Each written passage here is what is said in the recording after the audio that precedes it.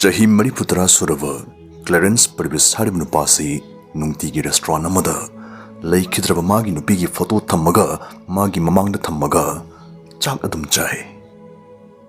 Mana Adumna Toribadu, Karigno Haina Hanubuda, Magi Pakumna, Mipung Kuning Pirang the Chudhanki.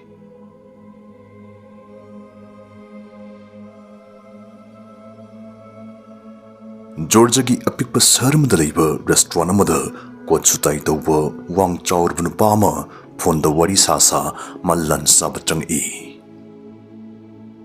Magi maming Travis Howard kawi amadima achoba officer amani.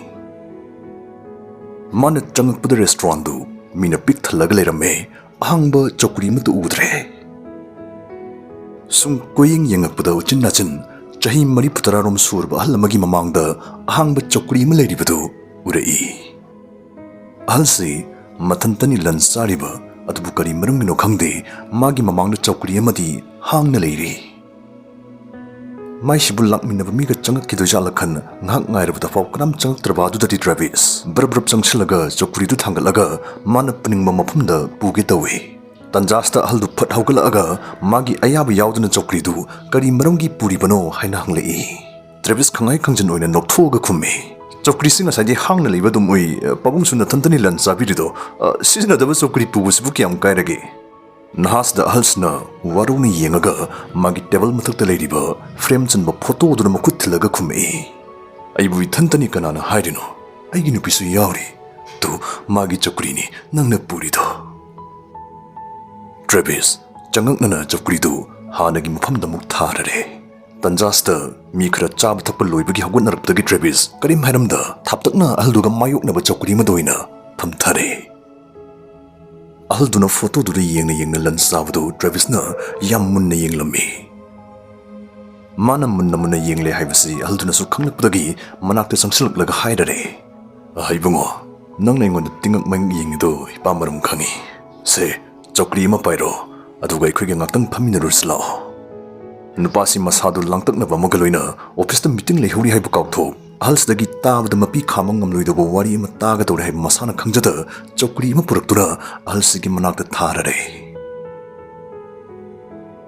Hi viewers, Atom Indiagi Ahanwe Sports and Gaming Application Oliver, greatest application, Crickex Tabirabra, Masna Hapta Kudingi iPhone 15 Pro Max Amamam Toibi Yabagi, Kudong Chaba Piri, Masi register Toraga friends in the refer to the Rupees 1200 Su Funghali, Aduga 2024 IPLSA, Masi Atom the Crickex HD quality the free day Ying Suyagani, promo code LUCKY100 assistant of the Rupees 100 Su Pangani, Apamasing the pin commenta laga restart over Yagani, deposit Amahekto Boga Dungi Live Yang of Rupees 300 Amasu Lem the Pirakani, Cricketer Robin Utapa the actress Ravati Chatterjee when a brand ambassador Oriba, Tazaba Yaravefni, Crickex, Masim Makal Matel game Kiam Suyariba world class platform Amani, Tau Lerg the IPL Munung State the Manamatum Kiama Tujal Hopiarani, Master Mayam Pamnari Aviator game Suyari, Master deposit Amadi Woodrow Suirai Amadi, customer service loan Kudimaki in a Tumli, Apamasing comments in the Lak Amadi Hoboga Rupees 300 Hanapung View.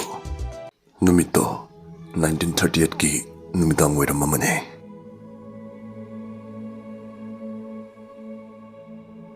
Chahi Tara Taret Ngariba Clarence, Ma Hazam the Masam Kauraga, Kungup Sem Sabagi Tabuk Toriba Mapabungi Dukanda, Laki Mahik Yorupaga Mapabungna, Ibungo, Ipa Yim the Tabakra Lehui, Dukan Senankara Tongon Silogo Haramaga, Mapabung Didum Zatkre. Clarence, Tong Tingsin Putangairi, Calling Bill Makolama, Tari. Clarence, Kanano Karino Ying Davi. Hayang in a lapiro, queen a sig delusion zare. Adubu manali turputadi, Margaret Chahilonga Igdavi, Man Hanamuto Kidribi, Masatmato Yam Tanap Tanapile Shabi Majama, Lepumki.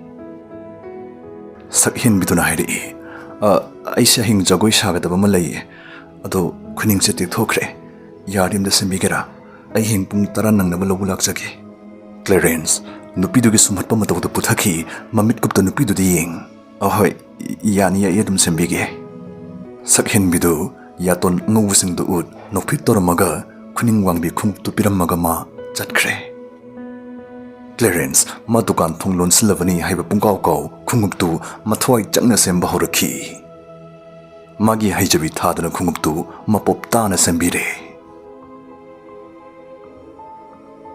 Inkalak pamatamgi haunabi, sakhangdabi sakhin bidugi nungsi pakta irang na Clarence, ahingduma tumthaba yada layredo. Khali magi wakhalna, manasu ay nungsiraknaba ay kidausige. Okay. Yes. Nongale. Clarence, mangantagi irumay tasatok mapabundagi soloraga nganta dukan hangbadum thorakle. Ngasidi maming lefam hekta hanghawdaba yade khan khangbidraba nungsi mondrang adada koi pai ringai khawrang na ngaijariba koling bel makholado tarakhi. Yengthorakpada thongbagi mingsel adu phawna thongjinda sakhen bidu ure. Aphinga phai ta hata chanthoraktuna Clarence khonguptu nupidu da sinai. Aseng menungsi ciklasing di thungnahannaba taibang palasna phongmating pangsli hainaba adune. Mana ikairini haiba ngamdringai sakhen biduna maromdum haijarakhi. Jagoi nangnaba sembibagi thank you. Aigi ming Caroline kawe. Horen jagoi sabado nangadi nang sungakta lakbiyo. Se aigi dress ne. Caroline hek chatkibaga Clarence dukan gi khungup amanba mayam raktudama tharo maro on matanta nungaiba phongduk jahuri.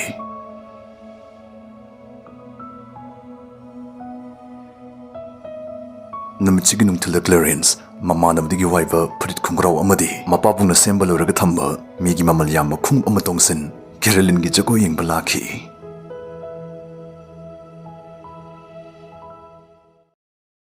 Adubu ngarangda thingnaba pakhang lishani do matau karamna no khanghaude malemsigi shakti amatana makhuni busena khaidoknan bangam loidabgi changda pattatna nungsinnarakhi. Adubu laibak thibade makhoi ni ginungsi changing toragi matagum prithibigi ani sublanjau thokchilakhi. Lainga ki akan biya thangdagi nahasing lanmi ohenaba sunggatpada Clarence yaukhi. Jithi thanabana pau phaunabagi khwai maroiba pambai oringi matam saida ma Caroline da chalukhi gi haijaba phau ngamkhide. Malan chatkre Caroline da khal tambiu mapabunga mamaga disindaramlaga maraiba kidam nungsi khuding thadoknamlaga Majat kibne. Jithi thaduna Caroline ga pau phaunanaba mayam kana hunazaki. Magi wakhal mana nongmada kawkibasu leikide. Adubu mana leifam toino hongba aduna makhoini pau phaunabdi ngamkide.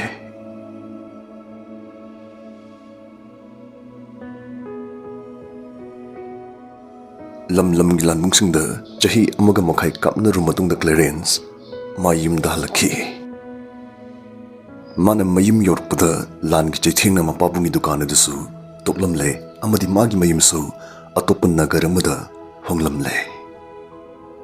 Magi thamoibu amuka mapung phana thugai doribadi Caroline su mayum hongkiramle. Hanagi lifamdu chatuna yumlonabsingda hanglubada moigi anouba lifam adudi kanana su khangi herakidre. Clarence magi Caroline buthiba chahi tara pharakadore. Mathwai wazaraba mapabung mama amadi mamanabasingna atopa ma yengnaba yam kanna themki. Adubu mane yaba kouba sunglei leikide.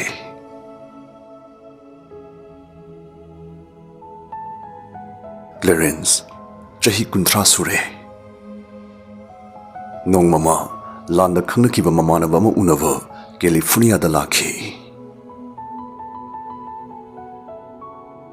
Mamanabadu unar matung Clarence sargi chidaida leiba haja mamada samkak changakhi. California gi prasasing ayamana wari liba wari taba pamjaba ngaktoirami. Samkakna kakna mayamdu magi oiba wari amamamadum soidana linei. Magi pali yawravada samkak pahlatuna what about you my boy nangsu wari amadili yudana haidai. Clarence Caroline ga maga thengnarakhiba nungsinnarakhiba amadi lana maram orga mabani lapnakhibagi wari du mapi sinthana likhi. Magi wari du hekloibaga samkak palladu makhol hauna nokthorakhi. Ahaldugi matawda Clarence na khankhi. Oh aigi wari se moida nokning moina thokla male.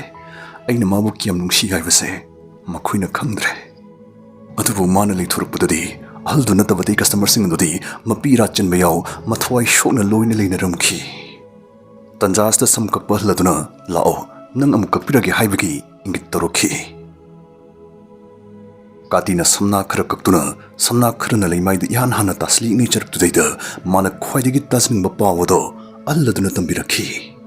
Ibungo aigi sui chanu pi malai mana angak punu pa ma thiraklibase chahi tara pharakle ngasi fawda nong mata mana nupa dugi wari sa kidabna mit yaukidri adu waikhoina kyarak ma bo to pad mayum pan khina ba harbasu mana sunya ya kidriba dugi maram ipa ngasidi khangle ipa na khoyani da yam lan khre hayo ibungo nangbu Clarence no tabro nang aigi chanu pi Clarence bu khangda bro Clarence achet pa thazaba mogloina na phukhagatun aldudagi ni jakhi babung aibu Caroline ga soidan mukta lohongbiyo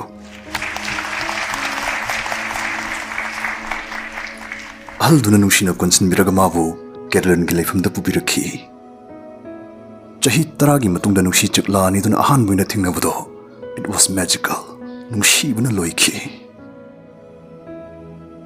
yam thuna lohongduna mabani makhuni na ahan mathingnar khiba mafam aduda mu halaktuna gari sempham mechanic shop ama hangaga Caroline che changsu amana amagi mating pangshina amana amagi mityang wang malana da patta na nushina makhoini 2013 fabu hingminarkhi chahi yang khai manga mapuroi bana khwaidagi nungshi jabi nupi amoina yum palam laga Caroline taibang se thadokhi Caroline hek lekhidabaga Clarence makhoini na ahan balan samina ki restaurant aduda nungti gi laaga mamang da ahang ba chokri duga photo duga tham Caroline su manak ta leri khanja asumna lansa basi horukhibane Caroline lekhidaba chahi kya sigi matungda suma asumna sum lansari Caroline gi mangpham da suma nungti gi lei puraga chatli mangpham sibu suma na toina sit singduna luna nana thamjai mang chatpa khuding mangi nungmai da thiliba Caroline gi photo tu deida sungsoi shoidana dum chupjai chahi amada inumit chahum da gita tana mangda dum chali masi aina mabu kiyam nungshi haibagi changa tuni aina mangondagi hana chalamba thogasu manasu aina tori sumaina soidana tarongani haibase ai munna khangi asumna Clarence na magi waris liba loiduna chokri dagi hagalakpada nahadu di yangi amadi nahadu mamit mamai ngaksang ngangsan makhol thukta kaplam le haiba khanglai Clarence na maring banda pop-up thabiraga makhut namana photo du paikhat restaurant staff singda mayam madudi hayeng amuk thingnarisco heramlaga tapna tapna thoki